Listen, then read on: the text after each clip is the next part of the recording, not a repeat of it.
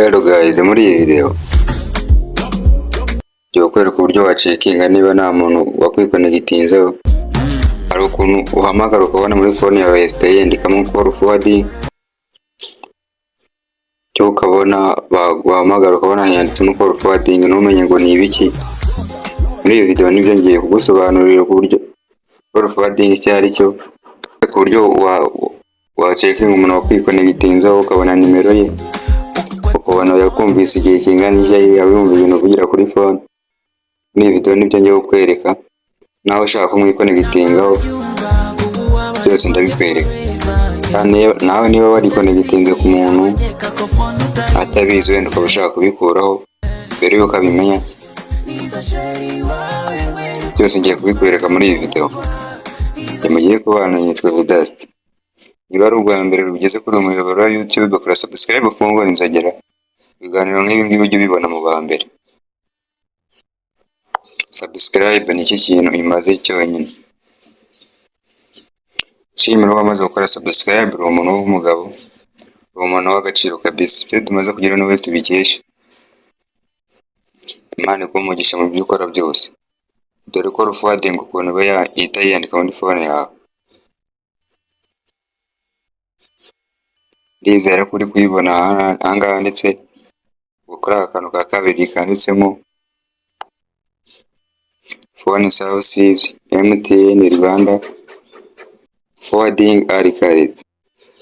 Hari ukuntu baguhamagara ukabona kahise kiyandika muri telefone yawe, wahamagara ukahita ubona kiyanditsemo ntumenya ibyo ari byo. Muri iyi video ngiye kubigusobanurira byose. Nubona iyi video wayikunze, ukore like, share, muri comment umbwire niba wabikoze bigakunda, cyane nawe niba ufite ikindi kintu ushaka kumbaza wakimbaza muri comment naje. Let's go, reka dutangire.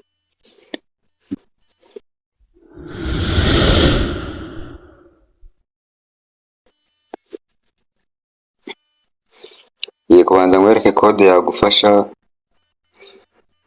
niba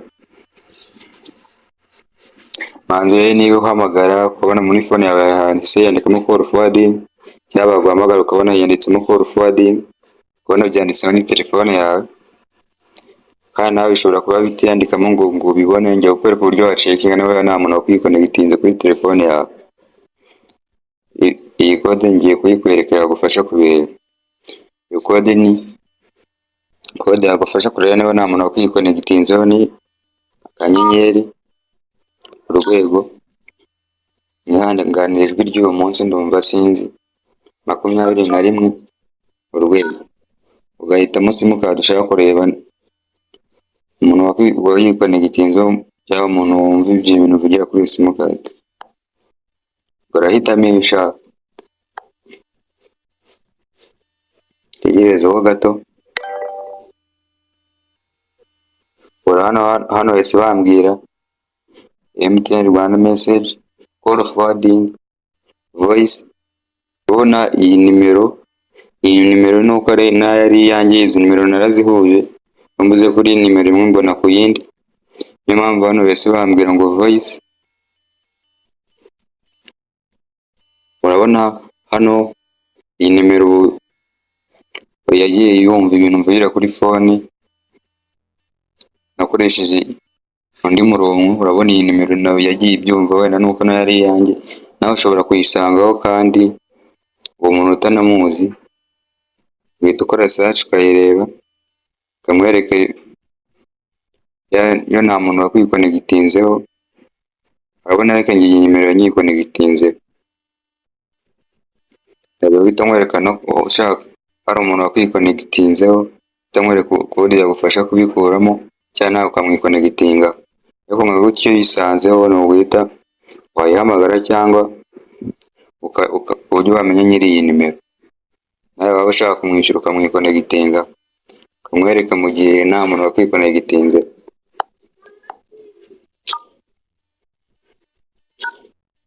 Nubwo ni akanyenyeri urwego 21 urwego, ugahitamo. Nahisemo simukadi ya kabiri, kamitemo iya mbere.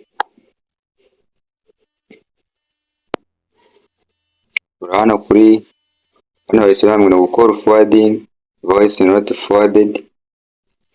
Urabona hano ibintu byose ni not forwarded, naho usanzwe bimeze gutya ari not forwarded nta nimero yaba yarakwikonegtinzeho, ariko ubonye uriya murongo nkoresheje, iyi nimero yindi nkoresheje niyo nakonegtinzeho. Iyi ni kugira ngo nkwereke mu gihe baba bakwikonegitinzeho, bibonye mu gihe baba bakwikonegitinzeho nawe bahita bakubwira voice forwarded to, nyine ubwo bahita bashyiraho n'aya nimero kubera mwabonye ko yari iriho ya nimero, ariko gutya nta muntu baba barakwikonegitinzeho. Ariko mu gihe umusanzeho nawe wamwikonegitingaho cyangwa ukamukuraho, ariko ukanayihamagara cyangwa ukayikora search ukamenya nyiri iyo nimero mu gihe usanze utamuzi. Nawe ushaka kumwishyura ndakwereka uburyo wahita umwikonegitingaho. Urabona hano ni call forwarding, not forwarded, not forwarded, not forwarded, ibintu byose. Hariya nakweretse umuntu yo kwikonegitinzeho ukuntu ukamusangaho, ni kureba usanga bimeze. Ibi bya mbere nari nkoze niko usanga bimeze. Iyo nimero yakwikonegitinzeho uyisangaho. Aho mu gihe uyisanzeho nawe ushaka kumwishyura ukamwikonegitingaho, baza kukwereka kode yagufasha kubikora.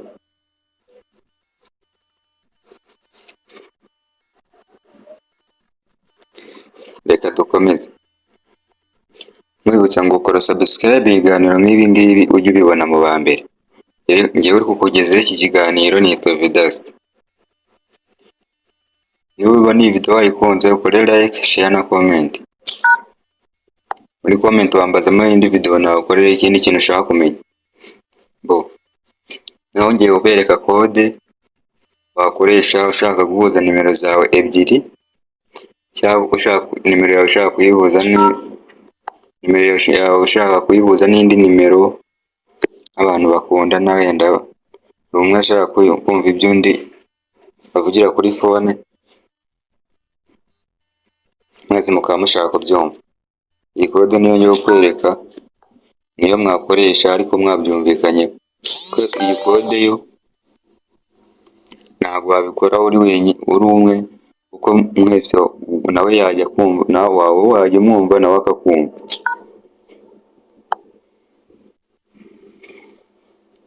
Ariko iyi kode ntabwo iroroshye ku bantu babyumvikanyeho. Iyi kode iroroshye cyane kuyikoresha, kanyikwereke nayo. Mwibutsa ko hari umuntu wakwikonegitinzeho, iyo baguhamagaye ubona muri phone yawe yahita yandikamo akantu ka call forwarding, ariko harimo abantu batabyitaho cyane ntibakabone, ariko ubundi kiyandika mu gihe waba ukabona. Rero iriya kode ya mbere yahita igufasha kureba umuntu wakwikonegitinzeho. Kode yahuza nimero ebyiri nk'abantu bakundana, ariyo kanyikwereka ni akanyenyeri 002 akanyenyeri ugashyiraho kode y'igihugu, ugahita ushyiraho ya za nimero, ugashyiraho urwego, ugahitamo simukadi ushaka kwikonegitingaho.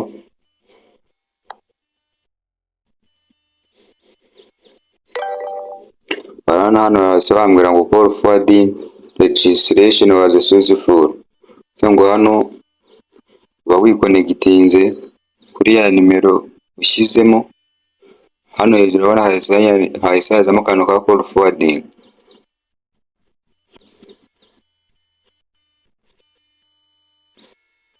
Urabona ngaka kubera nkoresheje simukadi ya mbere, naka kariho ka Airtel forwarding ari kari, ahita uzuga kandeho ka Airtel niyo nkoresheje.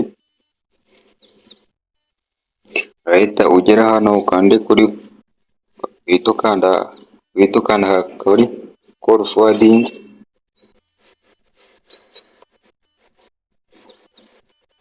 tizera kuri kwabona urahita ukandaho.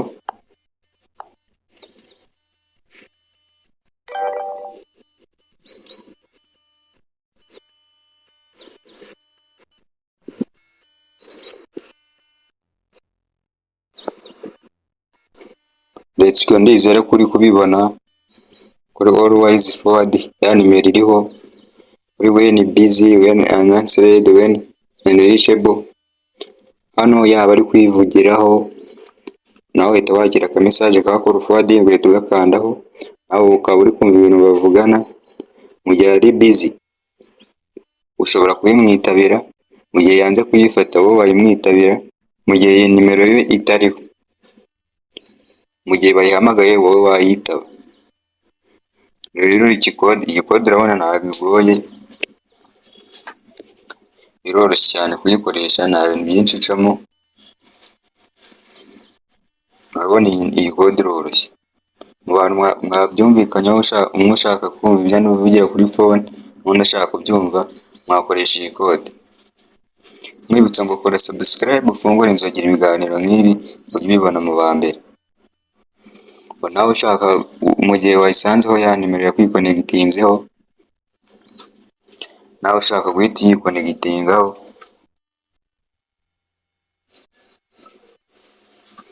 kamwereke code wakoresha. Mu gihe nawe ushaka kumwishyura ugahita umwikonegitingaho, ari wo nawe ukajya umwumva, cyangwa nawe ushaka kwikonegitinga kuri nimero y'umuntu, kamwereke code wakoresha. Mu gihe waba ushaka kumwikonegitingaho ushaka kumwishyura nawe, iyi ni code wakoresha. Iyo code ni akanyenyeri 61 akanyenyeri ugashyiraho kode y'igihugu, ugashyiraho nimero,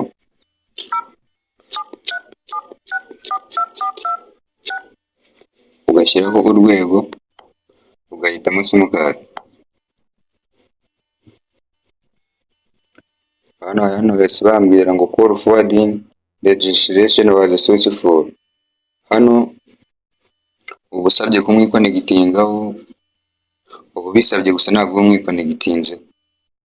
Kamwereka uburyo rero wahita umwikonegitinga.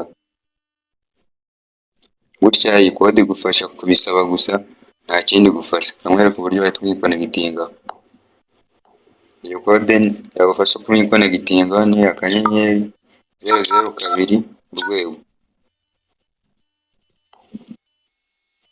ugahitamo simukadi.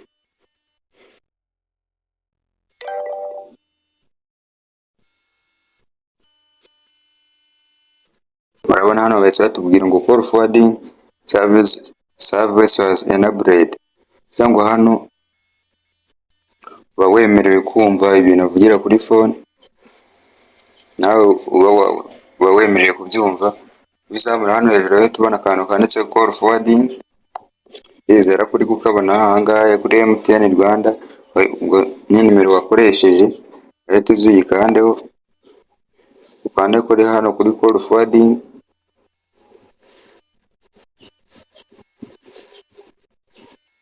ahita uziyikandeho,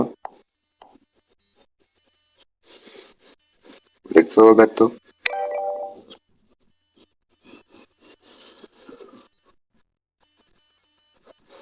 Ndizera ko uri kubibona hano. Mu gihe telefone yanze kuyifata, mu gihe telefone ye itariho wayimwitabira, kandi mu gihe telefone ye, mu gihe bamuhamagaye nawe wakumva ibintu ari kuvugira kuri telefone. Mu gihe bamuhamagaye muri telefone yahita yayandikamo akantu ka call forwarding, uhita ugakandaho noneho ugatangira kumva ibintu bari kuvugana n'uwo muntu, ibintu ari kuvugira kuri phone. Iyi code urabona nayo iragufasha mu gihe ari kuvugira kuri phone, uhita wakira ubutumwa akantu ka call forwarding muri telefone yawe ukagakandaho, nawe ukabasha kumva ibintu ari kuvugira kuri phone. Mu gihe rero urabona nakweretse code yagufasha gucekinga niba nta muntu wakwikonegitinzeho, mwereka uburyo wahuza nimero zawe ebyiri cyangwa wowe na sheri wawe, abantu byumvikanyeho. Iyi code yagufashaga nk'umuntu wakwikonegitinzeho nawe guhita umwikonegitingaho. Iyi code nicyo yagufashaga. Mu gihe rero urambiwe byose ushaka kubikuramo, wenda wowe n'umuntu mwari mwarahuriza nimero cya sheri wawe, utagishaka kumwumva nawe atagishaka kukumva, kukwereka kode yagufasha kubikuramo. Cyangwa mu gihe bikonegitinze ku muntu atabizi, ukaba uzi ko isaha n'isaha yabimenya ugashaka kubikuramo, iyi kode ngiye kuyikwereka yabikuramo. Kode yabikuramo ni urwego 002 urwego, ugahitamo ya simukadi wakoresheje. Hano bahita bakubwira call forwarding service has been disabled, bivuze ngo umwanda wose, ibintu wakoze uhuza amanimero, nimero zose wahuje umuntu wumvirije, byose birahita bivaho ku buryo atajya gucekinga ngo abibone, bamwumvirije byose biba byavuyeho. Iyi kode nicyo yagufashaga, ihanagura umwanda wose wari uri kuri ibyo ibintu wakoreye kuri iyo telefone, byose biba bivuyeho, uburyo atajya no gucekinga ngo akubone ko wamwumvirije cyangwa wigeze wihuza kuri nimero ye. Iyi kode byose ihita ibikuraho nawe, ku buryo nta muntu wakumva, byose baba babikuyeho. Kandi no mu gihe wasanga ari umuntu wakwikonegitinzeho ugakoresha iyi kode, ntabwo bakibasha kukumva, byose baba babikuvanye. Nuko bikorwa rero. Njye mwabanaga nitwa Vedaste, ndizera ko umaze gukora subscribe, mushimira uri umuntu w'agaciro. Imana agomeze guhe umugisha mu byo ukora byose. Duhore muri izi video zitaha. Comment wibuke kumbwira niba byakunze, kandi ufite ikindi kibazo wakimbaza muri comment. Nizera ko wamaze gukora subscribe na like. Izi video zitaha. Bye.